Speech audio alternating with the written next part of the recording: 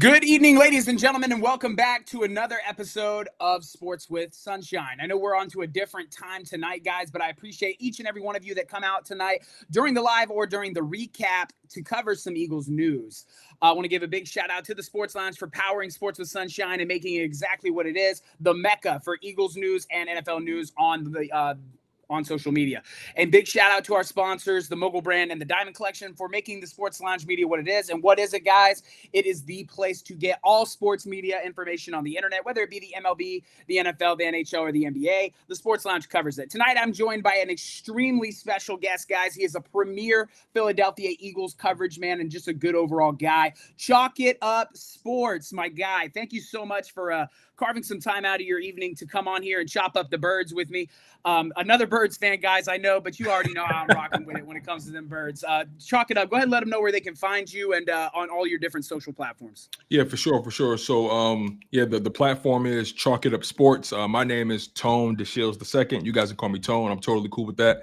But yeah, the brand, the conglomerate, the channel, again, Chalk It Up Sports. You guys can literally find me on TikTok and Instagram, Chalk It Up _sports. You can find me on Twitter at DeShields, the last name. Again, on YouTube at Chalk It Up Sports, man. I appreciate you for allowing me to come on, Sunshine. I really do appreciate it. Yeah, absolutely, man. So tonight, guys, we're going to get into it a little bit with Philadelphia Eagles. As we know, guys, we are 12 to 13 days away from kickoff banner night against the Dallas Cowgirl. Boys, my fault. They'll be coming into Philadelphia trying to rain on our parade, guys. I am excited for it and for the new look Philadelphia Eagles. We know that not all seasons are created equal. So this Philadelphia Eagles team has underwent some change. And guys, thank you to the chat. Welcome in and let's get into it. First of all, Chalk, my man, the NFL, so the Eagles offense has underwent some change, not that much. A lot of people, coming in saying like, oh, the Eagles are going to have to repeat their success. They're going to have to throw the ball better, yada, yada, yada. Let's talk about it a little bit. So a season ago, this was a top 5 rushing team in every single rushing statistical category. Other words, Saquon Barkley had a sensational year. There's just no way around it. The most rushing yards for a running back ever, in a single season, playoffs and regular season. So in all, the Eagles didn't really have to throw the football all that much a year ago. They were 32nd or 28th in the NFL in pass attempts. But when the Eagles did throw the football, they were pretty damn good at it, right? We look 7th in pass yards per attempt, 8th in completion percentage. What does that tell me? It means that Jalen Hurts performed at an elite level within the offense he was being asked to run. And I think a lot of people overlooked that. But now, the offensive line, we're bringing back pretty much everybody with the exception of Mekhi Becton. Tyler Steen will be stepping into that role of right guard. And it's arguable to say that a year ago, Tyler Steen had that right guard spot already locked up. But due to injury, it gave Mekhi Becton an opportunity to step in. And once he got the job, he never looked back. What are some things we can expect out of this Philadelphia Eagles squad moving into the new year of 2025? Just starting from the offensive line perspective, right? You mentioned the Tyler Steen angle. I think Tyler Steen doesn't get enough credit for the development he's endured over the past few seasons with the Philadelphia Eagles. Think about it like this, right? Like you said, he had that right guard spot locked up. He goes down with an injury. Mekhi Becton goes in, and it's kind of hard to turn away from what Mekhi Becton was able to bring on the interior. He was a unicorn at that size, being able to move like that at right guard. So when I think about it from the offensive line perspective, look, the Eagles are going to be able to run the ball on anybody. They're going to be able to move the ball on anybody. A lot of the time they get criticized for the lack of pass attempts or the lack of pass yards. Well, let's be honest about this. When you're winning, you pass less. It's a very simple concept to understand. I thought so too, but right. Apparently it was this whole alien concept. And I've had people come on and tell me, well, all you got to do is stop the run and you can beat the Eagles. Interesting. We've seen the Steelers do that, right? We've seen Saquon have what we would consider a down game for him. What happens? Yeah. Jalen steps in, has an incredible completion percentage, goes for 250 yards and 2 touchdowns, no interceptions. Super Bowl, fast forward. Saquon had what we would consider a down game for him at 86 yards rushing in that game. What happens? Jalen Hurts steps in and does what he needs to do. So the whole narrative of, if you stop the run, you stop the Eagles, I think is a little bit worn out. I agree with you 100%. I think the Philadelphia Eagles are going to be able to run the football on whoever they want. And that helps the Eagles in other areas. Yeah. The teams, and good teams run the ball. You know, when you think about it from the perspective of rush attempts per game last year, right? The Philadelphia Eagles were first, Baltimore was second, Washington was third, Detroit fourth, Green Bay fifth, Pittsburgh sixth, Buffalo seventh.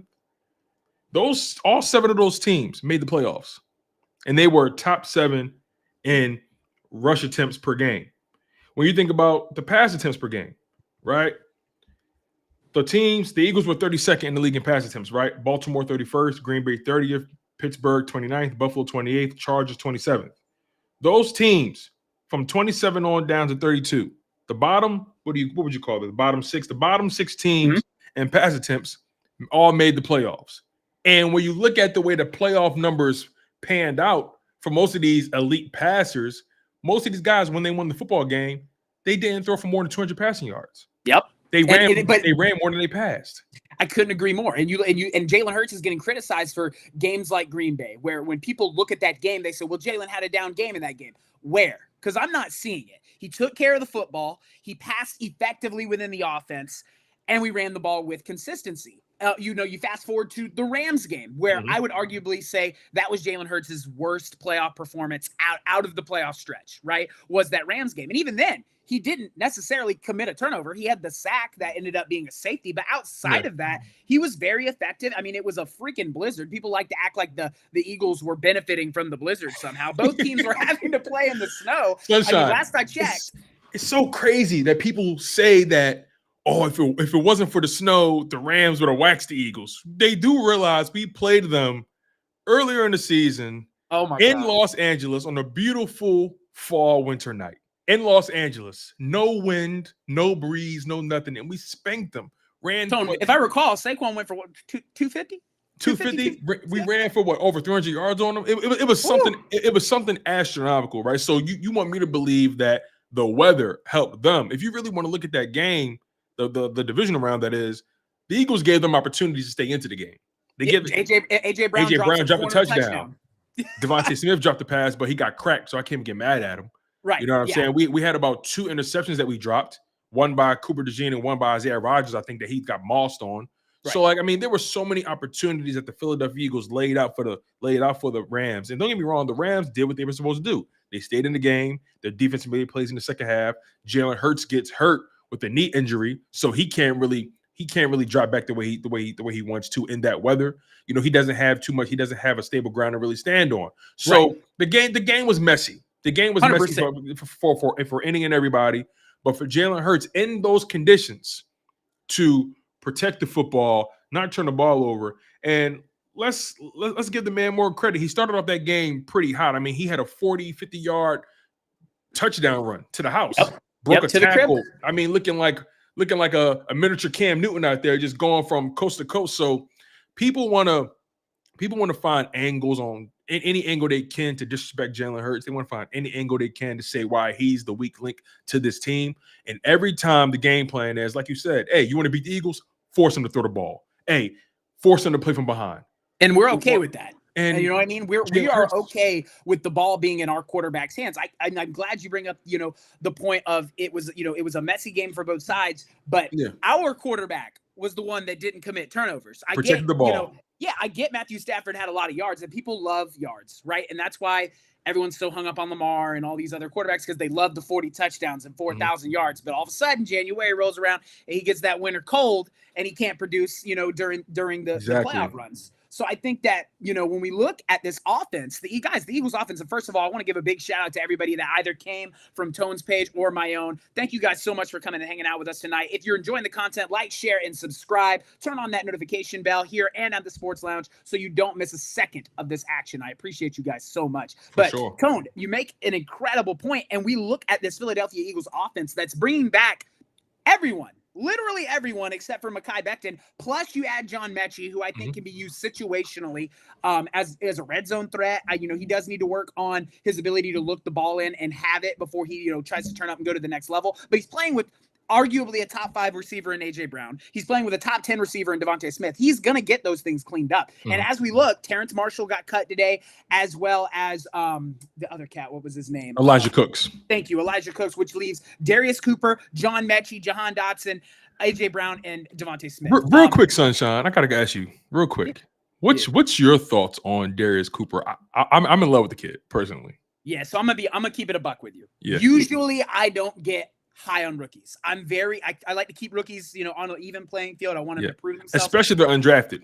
Right. And he's from what, Tarleton State? The kid, you know what I mean? He's coming from somewhere out of left field, but I'm not gonna hold you, Chalk. Something about him, right? He's been very special, specifically at looking the ball in on contested catches. That's really just got me feeling some type of way. You know what I mean? It gives me flashes of the past in which, you get a guy that doesn't have a lot of expectation on him right now, which means he can come in, he can be a special teamer and a situational guy. I'm excited for Darius Cooper. Whether or not he contributes heavily to the passing game in this coming season, I think that we might have got us one there, a dog. He's somebody, like you said, I don't expect him to make any real impact, but I think he should be somebody that they protect somehow, some way.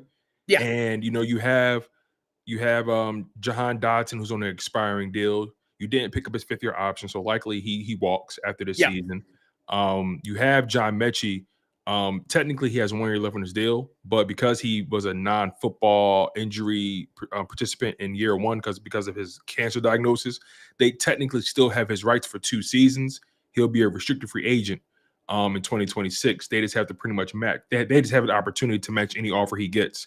Right now, because he hasn't really been able to produce like that, I doubt he gets a big offer, so that's leverage Eagles. So you arguably have John Mechie for 2 seasons. You got this young kid in Darius Cooper, who I expect them to bring to the 53-man roster. If you lose Jahan Dotson after this season, you may still have Mechie, and you can develop Darius Cooper to be a number 3 or number 4, depending on how good he looks. So, and again, I'm to your point, I'm just seeing his ability his release stood out to me as well.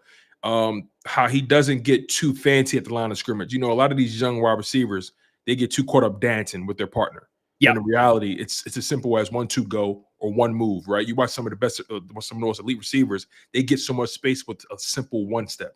AJ Brown is a great example. AJ Brown's a great, I'll say it's that one, that quick over the top, and he's gone. And now, granted, AJ Brown's got the size on him, and so Darius, and that's I think just makes it all the more impressive is that Darius Cooper's having to use his size to create separation, and I think that's such an underrated thing in receivers is creating separation, and then looking the ball in and then getting rack yards. So I think that I don't want to get too over the top about it. I know it's hard. I'm trying not to get too high on this guy, but when I saw he has so much pop. He has pop. Ed Reed was Reed Blankenship was an undrafted free agent as well. Reed Blankenship. Yeah. So I think that it's one of those things. I completely agree with what you're saying. Not a lot of expectation. He could come in. Maybe he's not a contributor, but I love the John Mechie pick. And a lot of Eagles fans were like, hey man, we don't need receiver. We need cornerback, and we'll get to that. But essentially you get John Mechie, who's played 4 games, something like that. He's very fresh. The kid's young. Yeah. He had to go through his leukemia, and God bless that, he came out of the other side healthy, and now he gets a real opportunity. He has chemistry with Devontae Smith. He never played with Jalen, but I'm sure that immediate connection will be apparent. I loved the Mechie pick just because I think it was Howie doing the intangibles. It's a lot like Howie bringing back Fred. Right? A lot of Eagles fans, what are we doing? Why would we even get rid of Fred in the first place? And don't get me wrong, I would have loved to just have Fred back. But not only do we get him more than likely cheaper now, but now we have a secure swing tackle, right? At a position of need. Because right now, Cam Williams isn't going to probably make this roster. He's very raw. Miles Hinton had a lot of, raw moments as well. I know a lot of people were high on Pryor, but I don't know that I trust him in the event that Jordan Mailata go down. You look at Big Fred, who's got experience in a Stoutland offense. Okay. He's got reps within those starting 5, which is so important with an offensive line, guys. A lot of people overlook the fact that continuity along the offensive line is very important. And Fred Johnson has played with these guys, right? I would trust him because he's already stepped in for Jordan a season ago, and he was very productive. For 5 games. Right. He blocked Trey Hendrickson, the reigning NFL sack leader. He was on an island with Buddy Boy all day long. And You know what I mean? We've seen how that game turned out. Then Yep. he replaces Lane for a little bit of time. I trust Fred Johnson as a swing tackle. And right now, you know, Drew Kendall has been doing a lot of great things. I think that he's the solidified backup at center. And I do think that he's being cross-trained to play both the guard positions, which could be helpful down the road. We still have Keegan that I think can come in. I think offensive line-wise is probably where I'm the most comfortable on this team because we have the best offensive line coach in football, argue with your mama. You know, I think I'm more comfortable after the Fred Johnson trade for sure. Because the trade for Fred Johnson, I mean, it's a clear indicator that guys like you said, Miles Hinton and Karen Williams, they have tools you like, they have size you like, but they're very raw. They accumulated a lot of penalties in the preseason. Kendall Lamb, he's a veteran that you brought in to be a backup tackle, but clearly bringing back Fred, they feel like they felt they could do a little bit better than Kendall Lamb. You know, it's funny. I don't know if I would consider this Howie making up for his mistakes, but when you position yourself like Howie Roseman has with the heavy draft capital over the next 2 seasons, you can afford to make decisions like this. You can afford to make a mistake and rectify it rather quickly because you have the assets, you have the capital to get it done. So, I mean, kudos to Howie Roseman. And honestly, you get out of probably overpaying Fred Johnson. Right, and you get a higher draft pick. We got a 6th, and we gave up a 7th. So I mean, exactly. we get a 6th back. The only current trade that kind of looks like that, because you know I like to keep everybody within the organization accountable. I think a lot of Eagles fans pride themselves on that. You know, the Kenyon Green, C.J. Gardner-Johnson. It's now apparent that was more a team chemistry, you know, money saving move than it was anything else because, you know, to your point, I can't even, and I'm sorry to cut you off. I can't even call it a money saving move if I'm being honest, because his contract, when you look back on it, it was very doable. And his guarantees were very low. Right. And I just look at that situation clear as the fact that they got Kenyon Green back for him in a draft pick and they end up cutting Kenyon Green. Like you said, it was clearly a chemistry move. It was clearly a move that had nothing to do with the money, in my humble opinion. It was more so about whatever happened behind the scenes, whatever happened behind closed doors or off the field. They wanted no parts of it anymore. So I personally don't think it was money related at all. Again, if you look back at that contract, 3 years, very low guarantees, very low salary, very low base salary. I just think that they wanted to move on from CJ for whatever reason. I don't know what happened behind the scenes, but I'm a big I love the passion that CJ brought. I'm a passionate guy, so I totally love a guy like CJ. But you know, and I also felt like after the game he got ejected in 2024, I felt like he made a real turn from a leadership perspective and started to take his role way more serious as a leader. And he was playing lights out from that point forward in the season. But again, whatever happened behind the scenes, Howie Roseman clearly felt like the talent wasn't worth the squeeze. So you know, it is what it is with a kind of guy like that. But again, you cut the guy you traded for. It does look funny in the light, but when you got a young guy like Andrew McCuba in the rafters, that's exciting. That's exciting. And it's a great segue, right, for us to move into defense because, and I agree with you. I'm a big CJ guy. Love the passion he brought to the team. I thought he really matured as an athlete in Philadelphia as his time went along, but he has always been a hothead, right? He has always been one of them dudes that like to do that. But in his defense, Quinyon Mitchell's a lot like that on the field, right? Like, I mean, off the field, he's very quiet. On the field, he likes to do a lot of that. CJ likes to do a lot of that everywhere. Right. And, right. And I think him and you know Slay had their issues. It happened. It's a business at the end of the day. And Howie Roseman has to look out in the best interest of the business. But this is a great segue coming into the defense, right? A year ago, this Philadelphia Eagles defense was absolutely incredible after week 5. Because going into week 4, nobody was calling us elite. A lot of people had said the season was over. I got to witness the ass whooping in Tampa live. It was a lot of one person called us elite, just one. CJ GJ. You know who else? And I don't particularly like him, but I'm gonna give him credit. Skip Bayless stood in the paint from week 1 all the way to week 18. Now, don't get me wrong, he does it for clicks. Of course. He stood in the paint. And don't get me wrong, he's still a Cowboy lover, so I'm going to let him enjoy his on that side. But when we look at, you know, this Eagles secondary, it was top 5 in every single passing category. They were incredible down the stretch. You're looking at Quinyon Mitchell. You know, he grew up 15 minutes from my hometown. The kid's extremely humble. Oh And yeah, wow. to answer the chat, not saying he's a hothead. But Quinyon Mitchell, if you know anything about Quinyon Mitchell, he be doing this between the numbers, which you're supposed to do. I want that. He definitely talks on the field for sure. And I want that in my Eagles. I want that in my He's Eagles a corner. I need my corner to have some kind of swagger. Yeah, I need him to be a little bit bitey. You feel me? Like, I don't want some dude out there that's like tapping dudes saying good game. Nah. But, Quinyon Mitchell, who I believe is primed to have a top 5 season. I think that Quinyon Mitchell can jump into that conversation with with an all-pro year. And you look at Cooper DeJean, who is being highly touted by AJ Brown. AJ Brown saying that he can be an all-pro type guy. He's calling him all-pro Coop, right? I think that those two guys are going to have much larger roles in this Eagles secondary. They're going to be put on more of a leadership standpoint. I also think that, Reed Blankenship is going to have to pick up his role as a leader in the secondary. And then you spoke on Andrew Makuba. Thought he had an incredible opportunity in that Cleveland game. He gets brought in. The dude absolutely balled out. Don't get me wrong. Sometimes he's a little bit late and he over pursues a bit. But when he was at the point of attack, he made a play on the ball, takes it to the crib. Absolutely incredible. Oh my goodness. He said, I do not have a soft spot for Dallas. Don't do that down south. Don't do that. But yeah, man, I'm excited for this Eagles secondary can be, but I'm going to be 100% honest with you. I do think that CB2 is an area of concern right now. What are your thoughts on the CB2 area? You're right. CB2 should be an area of concern. And it looks even funnier in the light when you moved on from Isaiah Rodgers, when you had an opportunity to bring him back and you saw the deal he signed with the Minnesota Vikings. Again, it's, hindsight is 2020, but when you think about what they've gone through so far throughout training camp and preseason, trying to figure out that position, right? It's definitely something we're going to keep our eye on. And look, I understand what Javi Roseman's angle was, right?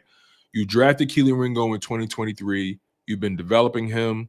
You want to give him a fair shot. He has tools and a physical profile and athleticism that you like at the position. He has the length you like at the position, the physicality you like at the position. But there's clearly something missing from his game. There's clearly something he just doesn't have.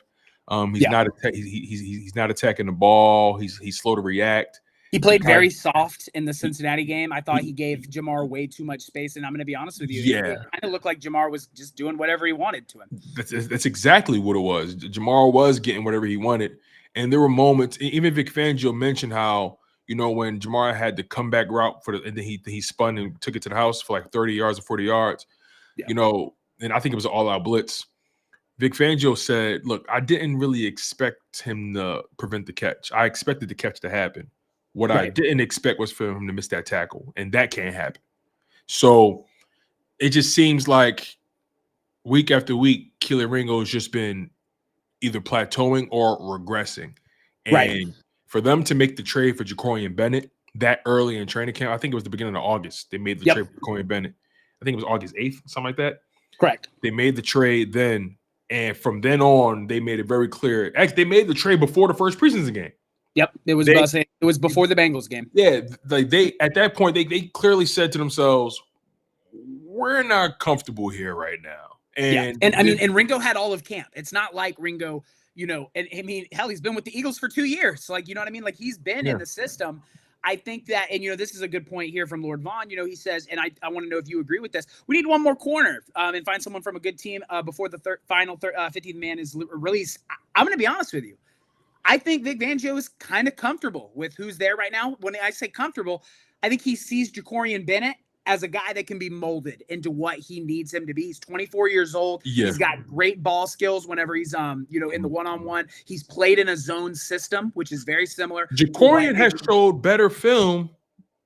He showed better. He's put better things on tape in a smaller amount of time than Adoree Jackson and Kelee Ringo, and they've been here longer.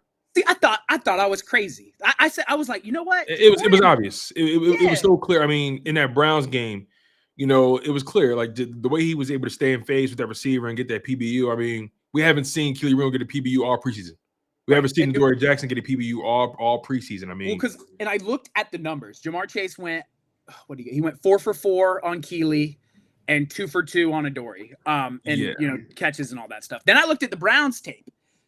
Adoree allowed 2 targets and 2 receptions. Keely allowed 1 target, 1 reception. Jacorian Bennett was targeted 6 times. He allowed 2 receptions. So, That tells you everything right there.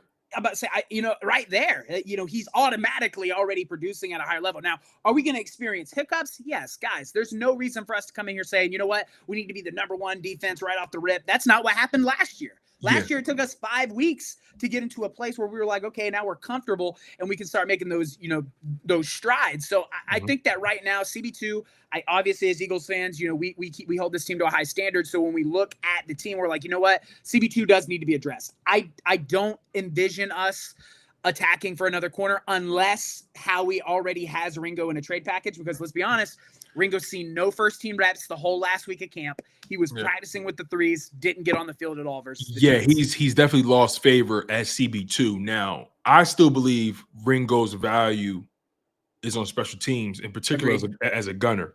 I've heard a lot of Eagles fans argue that Ringo should be cut or the Eagles should find a way to move on from him. And my whole perspective is, okay, we understand he's not CB2 material. I was on a mountain screaming that he could be CB2 material for the main reason that if the Eagles found a way to get Keely Ringo to the place he needed to be, you would have 3 starting corners all on rookie deals, cost control for the next 2 years minimum.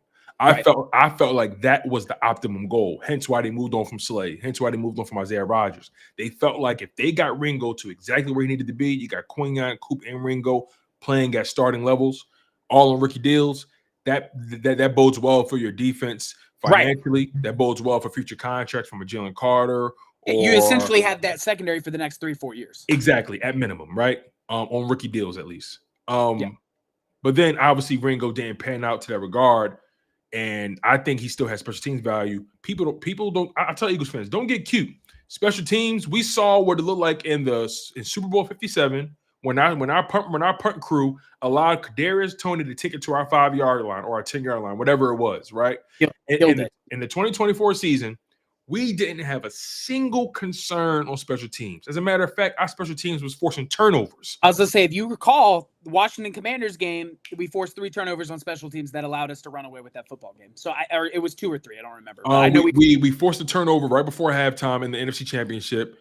We forced a turnover on the opening kickoff against Green Bay. We forced a turnover on our first punt return against the Jacksonville Jaguars. Sidney Brown popped it out, and the Keely Ringo recovered it, setting up the Jalen Hurts touchdown pass, I believe, to Saquon Barkley. Oh, yeah. So, again, like special teams played a phenomenal role in the Eagles maintaining control of field position last year. We did an incredible job of being efficient in all 4 phases of, you know what I mean? All 3 phases. I agree 100%. So, you got to give Keely Ringo some kind of value in that regard. But Jacorian Bennett, I don't expect this defense to be where they need to be by week 1. We need this defense to continue to percolate and get better as the season goes. I would rather judge them in week 8. I would rather peak later on down the road than in week 1 versus a Dallas Cowboys squad that's probably not going to be very good this year. So I think that, and a great question, from the chat asking about, Eli Ricks, because he was cut as well. I think that we're going to bring Eli back on practice squad. I think I would be very surprised if he was not back on practice squad. But guys, it all matters on whether or not he clears waivers in the next 24 hours, because there are other teams that need corner help. I don't know that he clears waivers with all of the. I mean, because you got to think everybody's trying to get down to their 53 man. I don't know that Ricks fits anywhere right now, other than Philadelphia's practice squad. I would lean towards us bringing him back on the practice squad. And I mean, moving from the secondary to the linebacking core, it's the first time in a long time that us as Eagles fans can say we have an elite linebacking core. Like we have Zach Bond first team. Jihad's going to play in place until Nakobe gets back. Trotter has shown some really great things. I kind of feel for him because Jihad has been so good in the preseason that it almost. Trotter's been fantastic too, but he has. The upside with Campbell is just higher. It's just higher. Like because he can bounce down to edge and be an elite at eventually. So right now, man, Jihad is going to be one of those guys, and Quinyon and Cooper were both these kind of guys where people are going to look back and say, how the hell did Howie Roseman get him at 32? How did he get him there? I have a bold prediction. I have 2 bold predictions actually that I've been speaking up all off season. One of them being Jihad Campbell wins Defensive Rookie of the Year. Okay. And My second bold prediction was I think Quinyon Mitchell makes All Pro. I have him being an All Pro. Either second team or first team doesn't make a difference, but I think he makes All Pro this year. I think Cooper DeJean and I'll give you a third one, just because I like you, Sunshine. All right, hit me with it. Cooper DeJean makes the Pro Bowl this year. Ooh, All Pro Coop. I like the ring to it. Now, see, the only unfortunate thing is I don't know that they can both be all pros because Patrick. No, not All Pro, Pro Bowl. So I think Coop makes All. I think Coop makes Pro Bowl. I think Quinyon makes All Pro. I can rock with that. Especially because I think Quinyon's going to be targeted more than Cooper is, right? Because now Quinyon is being trained to follow receivers, which is not something that is super normal in Vic Fangio defenses. If you look over the course of Vic Fangio's history as a defensive coordinator, very zone-based, doesn't really have corners following guys. So it kind of speaks volumes in his trust in Quinyon Mitchell. So there's an opportunity for Quinyon to follow CeeDee Lamb, to follow Puka Nacua and Devontae Adams, to follow, DJ Moore, all these different receivers, because the Philadelphia Eagles are going to see some receiver talent. You look over at those first 4 weeks, you're going to see CeeDee Lamb and George Pickens, you're going to see Worthy and Rashee Rice. Yep. You're going to see Puka and Devontae Adams. You're going to see Cortland Sutton. Yep. Mike Williams and Emeka Buka. Yeah. Like I can't sit here and look at CB2 in particular and be completely relaxed, right? But the way Fangio plays defense, and he's a smart guy, right? Yeah. I fully expect Vic Fangio to have that defense set up in a way where they're not able to be exposed in that regard. And I think, again, you don't need Jacorian Bennett to play at a Pro Bowl level. You would like that, obviously. You just need him to do what Isaiah Rodgers did for us a year ago. Exactly. You need him to do what Isaiah Rodgers did. You need him to be serviceable. You need him to be somebody that can't get picked on. That's all you need. I won't hold you, Tone. That I got an opportunity to interview Isaiah, and of everyone we let go, that's the one that stings me right now. Because if he was in Philadelphia, he would be CB2. Did it sting you then, or does it sting you more now? It stings me more now. Even then, though, like when I talked to him, like I was like, oh yeah, like you guys are gonna get the report soon, blah blah blah, and like I could see it. Like I didn't know because I'm not Nostradamus, but like he was like really not wanting to talk about it, and we talked a good little bit. Yeah. And I was like, oh, he out of there. I said, yeah, how is it? And then like literally 24 hours later, popped up on my phone, Minnesota Vikings. I was like, oh shit. Yeah, because he didn't really get. Let me see how much he got from the Vikings. Let me just double check this real quick. He signed a 2-year deal, right? He signed a 2-year deal with the Vikings worth $11 million. They gave him $7.9 million guaranteed. He has an average salary of $5.5 million. So basically, they gave him $8 million. He has to earn the remaining $3 million. And I feel like we could have paid that. I don't know though. Howie. I can't question Howie. Howie been running that joint like he's supposed to for the past few years. I can't. It's hard for me to like jump on him and be like, man, like you should have done this. Because I know what the intention was. The intention was you gotta, because this defense is still the youngest defense in football. They were the youngest defense last year, damn near. So now they're officially the youngest defense in football, one of the cheapest, and have the potential to be one of the best. And I mean, again, when I think about it from this perspective, you want to develop talent, but also you got some young talent coming up to get paid, and they're going to get paid top of the line, a la Jalen Carter. He's going to become the highest paid D tackle for at least maybe a week or two. Who knows? Down south in Scale says it stung me then. Hey, listen, guys, I'm a big Isaiah guy. I thought he could come in and be. He came in some pretty good spurts for Slay, right? One of my favorite moments from him is when he came in, swatted that ball from Jamar Chase, and CJ picked it off in that Bengals game. That was a beautiful play. But again, like in the Rams game, he had a one-on-one in the scene where he jumped up and made a play on the ball. He didn't. I don't think he ended up intercepting it, but he made a play on it. And man, I just feel like he definitely would have been a guy. And that kind of segues into the last line of this Eagles defense, the defensive line, a lot. And I got told today, right, that the Eagles have no D tackle depth. And I was like, who are you talking to? Yeah, I was like, wait, what roster are you looking at, brother? Like, you've got Gabe Hall, who's serviceable. He's not going to be a starting rotational guy, but okay. Wow. Ty Robinson, who's an incredible penetrator. He does need to work on his pass rush lane integrity. He's a rookie. So we're gonna chop him up to rookie. You got arguably one of the best interior defensive tackles in Jalen Carter.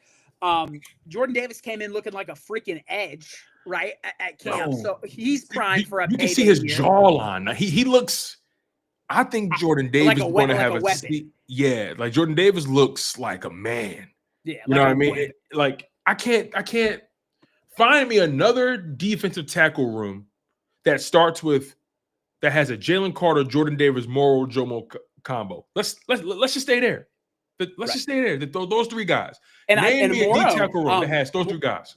Moro went 4 weeks. Mojo went 4 weeks. He had a sack in every single team period. Guys, that's against Landon Dickerson. Mm-hmm. That's against Jordan Mailata. That's against Tyler Steen, Cam Jurgens. He's going against the best offensive line in football at practice. Also, to everyone that's coming over from Tone's chat, I appreciate you guys. This is Sports with Sunshine, powered by the Sports Lounge Media. You guys do me a favor, hit that subscribe button if you're enjoying the content. That's the blonde guy. I get it. I'm a new face, but it's always Go Birds. Don't get it twisted. For sure. Shout out to Sunshine, man. Shout out to Sunshine, man. He reached out to me on TikTok. And man, so far I'm having a lot of fun, man. I'm grateful for him reaching out, you guys. So make sure you guys definitely lock in Sports with Sunshine. Make sure you guys go hit that subscribe button. Make sure you guys smash the like button on my end as well. You guys are truly phenomenal. So again, I can't find another defensive tackle room that has a Jalen Carter, has a Jordan Davis, has a Moro Ojomo, who I believe has a real chance to be even better than Milton Williams. Then you go Gabe Hall, Byron Young, guys that you are developing. Byron Young, a guy you traded for with the Raiders last offseason. The Eagles didn't let him hit the practice squad because they believe he has some untapped talent, so they kept him on the roster. Right. So he technically has a Super Bowl ring, right? But Byron Young, Gabe Hall, they traded Thomas. They traded Thomas Booker IV because they were so comfortable with Byron Young, Gabe Hall, and Ty Robinson. Exactly, and we would not have let Tom. And I'm so grateful for Thomas Booker. A lot of Eagles fans. I love Thomas Booker IV. He did for Philly, my guy this year. Yeah, he was going to be. I think my guy down south had him as a breakout guy as well. He was an unfortunate guy. I wish him nothing but success with the Raiders. That D tackle room is just so deep. It like blew my mind when I see it was in a TikTok live.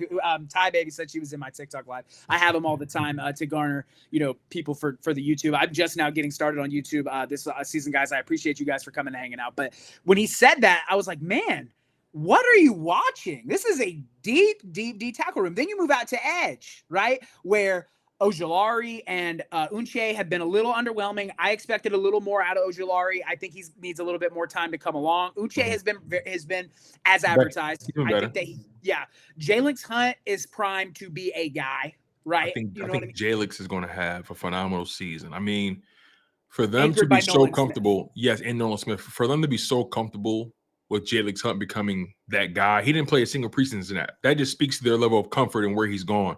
Didn't even need to shake the rust off. Yeah, and Jalix is being he got cross trained on both the left and right side because I think Nolan was dealing with I think concussion or something like that. So he had opportunities to rush on both sides. I think Nolan and Jalix are going to have phenomenal seasons. Nolan, I think, is going to have. Nolan has been low key having a phenomenal training camp and coverage. Really? Yeah. So they've been bouncing him. Yeah, Nolan has 2 interceptions right now through training camp. Nice. So I think Nolan is going to be way more of a weapon in the Fangio style defense. That ability to go forward and drop back in coverage. I mean, and it just helps right now with not having Nakobe Dean on the field. Obviously, we got lucky and we got a mutant in Jahad Campbell. But I think that I agree with you. I think that Nolan is going to take that next step. Maybe he can get second team All Pro Pro Bowl honors. I'm really excited for Jalix Hunt. Love how violent he is with his hands. He's got a wicked inside step. It's really fun that the defensive line is this good because I think with how the secondary currently is, they're going to have to be. They're going to have to be a little better than they were a year ago at getting after the quarterback to buy that secondary time. So that moves us to our last question for the night is, are the pieces there? The Philadelphia Eagles were the last team in the NFC East to go back-to-back. In fact, they went 4 in a row from 2001 to 2004. That was the last time there was a back-to-back NFC winner. I do have them going back-to-back in my predictions. I don't think we lost enough on offense to be worse. In fact, I think we're going to be better. Defensively, while I am concerned with the quarterback room, I trust Vic Fangio to have these guys ready to play down the road. Do we maybe start off a little rocky and then fix it as we go? I'm fine with that. I'm okay with that. Like you said, week 8, somewhere around down there, all of a sudden we hit our stride and we're rocking and rolling. So my question to you is, are the pieces there? Obviously, it's a little early to be saying, back-to-back Super Bowls. The Chiefs have made it look really easy. We both understand that it's extremely difficult to go back-to-back in the Super Bowl. So I think this Eagles team is one of the teams in the NFL that are built to do it, with teams like Baltimore, Buffalo, those kind of teams. I think the Eagles are a team that is built to go back-to-back, but obviously we'll focus on the division first. I have the Eagles repeating as NFC East champions. Yeah, I agree with you 150% on that. I just don't think I just don't believe the rest of the division has done enough to close the gap. I know the Commanders finally signed Terry McLaurin today to a deal that he rightfully deserved. 3 years, $96 million. Yeah. So far, we know what the signing bonus was. That was $30 million. We don't know what the total guarantees are just yet, but they finally signed him. The Cowboys are still at a stalemate with Michael Parsons, and we're a week away from kickoff. Essentially, and it's not looking promising. The Giants, I think their defense is going to take another step forward. Agreed. I'm still not convinced of them at the quarterback position quite yet. I know they have Malik Neighbors there, but I don't think they have a strong enough offensive line yet. I just think the rest of the division still has too many holes. For me, it's the OL as well. Yeah, I just think the rest of the division hasn't done enough. Washington obviously got the quarterback right, but they're one of the oldest teams in football. I don't know. What my question for Washington fans is, what have they done to fix the run game or the run defense? And are they going to have a consistent run game? Because I agree 100%. Contrary to popular belief, the Commanders want to be a run-first team. They just couldn't because they weren't consistent enough last year to do it. Yeah, I agree 100%. I just don't think the rest of the division has done enough. I think they're playing. I think they're playing a dangerous game with some of the decisions they make with the front office in terms of just waiting too long to pay guys they know they're going to pay already. Maybe we're spoiled from the way Howie Roseman does business. Howie Roseman knows very early if I'm going to pay a guy, and he's not going to waste any time. He's not going to let the market dictate what he pays the guy. He's going to pay the guy early and get ahead of it. Right. Otherwise, you're in this Terry McLaurin situation where you're paying him what now it looks like A.J. Brown's playing on a Make-A-Wish deal. Or you look at, the Trey Hendrickson saga in Cincinnati that just got, dealt up today. And then Micah Parsons is going to demand a price tag. Like it's going to happen. For sure. Micah's going to demand, he's demanding $40+ million a year. The Bengals are lucky Trey ultimately settled for a $14 million raise. He's going to be making. He's out of there. He's out of there. He's going to make $30 million a year. He's still dangerously underpaid. But I'm willing to argue Cincinnati won the stalemate because they're still underpaying him. They have him secure for this year. He'll be 31 when this contract ends. His value is only going down unless he goes back to back as a sack leader for a. He would have to have another 15. He would have to have a year similar to the one he just came off of for a team to even want to commit $40+ million to him. Because again, I understand why he believes he deserves that because the production is there. You think about guys like Myles Garrett, Max Crosby, TJ Watt, who just got paid. You think about Nick Bosa. He's as productive as those guys. Now, granted, some of those guys are younger than him. But Myles Garrett, I think he's 29 going on 30 or something like that. So, if you're Trey Hendrickson, you look at Myles Garrett and say, hey, well, he's 30, I'm 30. Why can't I get my money? But look, man, I think Trey Hendrickson, he ultimately settled. And the Bengals, they got him for a cheaper number than they were going to give him. They clearly don't feel comfortable giving him $40+ million, especially knowing that he did all that on that defense. Their defense was still bad, and he still did what he did. So so their logic is, why would I pay you? We were bad with you. So I understand their logic, but I just hate how they do business, especially with the wide receiver position. Like I'll be honest with you too. That starting defense showed no promise of being better than they were a year ago in this. Yeah, all their money's tied up in Burrow, Higgins, and Chase, and they could have got those guys for way less money if they just got ahead of it. You knew you were going to pay them. You know you're going to pay them. So why even play the mind game? So I think the Eagles. What happens if Chase Brown has a pop off year? Now all of a sudden he wants to get paid. Right. offensive linemen. It's right. Yeah, and I think I do think the Bengals are going to be an incredible offense next season. They were this season. They were last year. But you can't win games 40-43, 50-50. It's just not sustainable. We looked at it. Like both of their games versus the Ravens were 40+ ball games, and they lost. Did they lose both? Yeah, they lost both of them. I think at some point, your defense is going to have a day where they show up for your offense when your offense struggles a bit. Like the way they're built, their offense can take a series off. Right? So again, that brings it full circle to the Eagles. I think the Eagles are fully equipped to not only repeat as divisional winners, but repeat as conference winners. You know, Super Bowl, that's a different conversation because you know it's all about matchups and so on and so forth. Injuries, you know, unless the Eagles have a crazy injury, they're repeating the division. They're going to win the conference. I think Detroit fans and the people who like Detroit are underestimating the loss of Ben Johnson and Aaron Glenn. And they're saying, their whole offensive line's shaking up too. I know they moved that one guy inside, but I think they vastly underestimate the power of continuity. I think that, you know, the Rams right now, we don't know how healthy Matthew Stafford is. I'm so glad you said that because I don't know. Reports are that he's taking epidural shots just to be at practice. Listen, bold prediction again. He doesn't finish the season.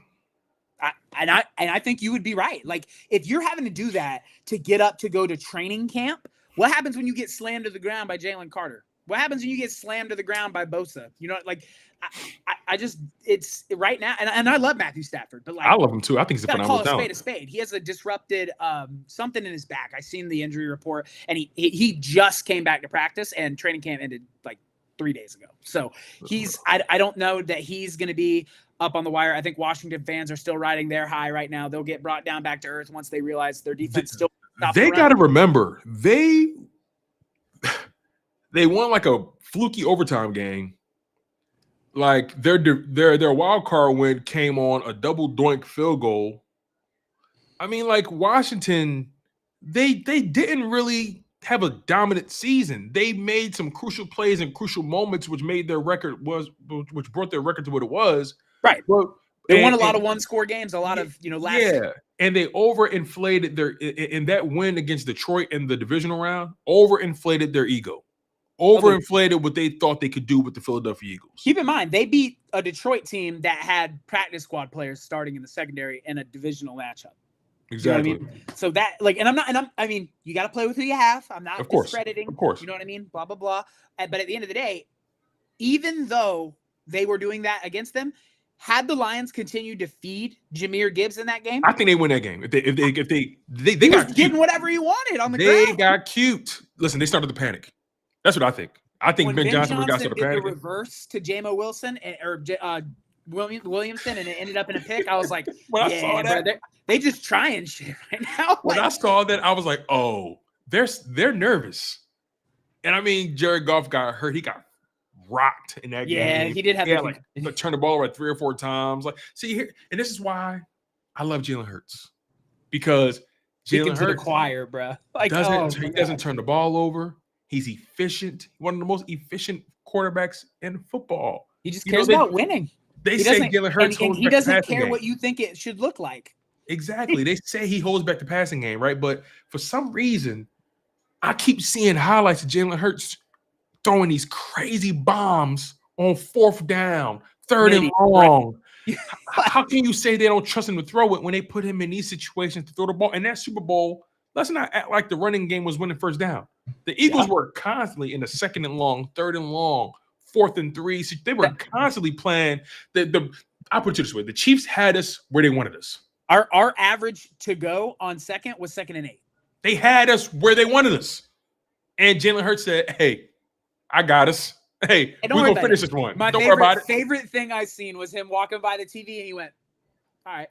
Yo, I was like, oh, that's a cold brother, Sunshine. That's a cold brother. I'm telling you right now. I'm talking about something. Are you sure? Are you sure we're done? It's like Jalen want to put he want to finish the curb stomp.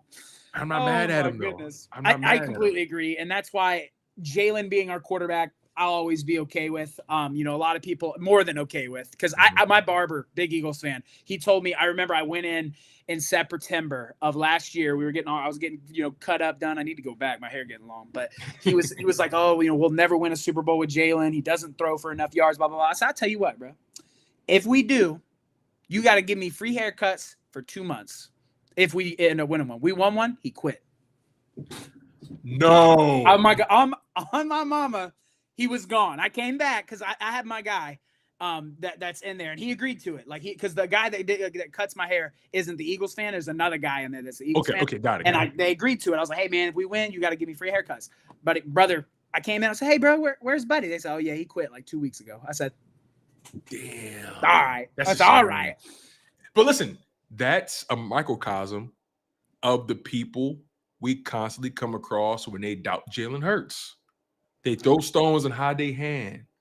It's okay though, Sunshine. It's all good. Somebody gonna cut your hair. Don't worry about it. Somebody gonna cut it. Hey, listen, I got Buddy on the line. I'm going on Thursday because this right here, I got to get back with my guy. I haven't seen him. He's a Patriots fan, so he's a really happy right now, and I got to bring him back down to earth. Guys, I want to give a big shout out to my man Tone for carving time out of his busy schedule. Sure. We ran a little bit over, so I apologize, but thank you so much. You are good, my guy. We had fun. I had fun, man. This is all good. Man. I'm really looking forward to the next one. You're obviously welcome anytime, guys. Who came from his chat, thank you guys so much for coming over and hanging out and talking birds ball. If you guys can, like, share, subscribe to Sports with Sunshine and the Sports Lounge Media, guys. The premier spot for Eagles news as well as NFL news, and the Sports Lounge, the premier media outlet for the NFL, the NHL, the NBA, and the MLB. If it's a sport, the Sports Lounge covers it. I want to say a big shout out to everybody that came out tonight, guys.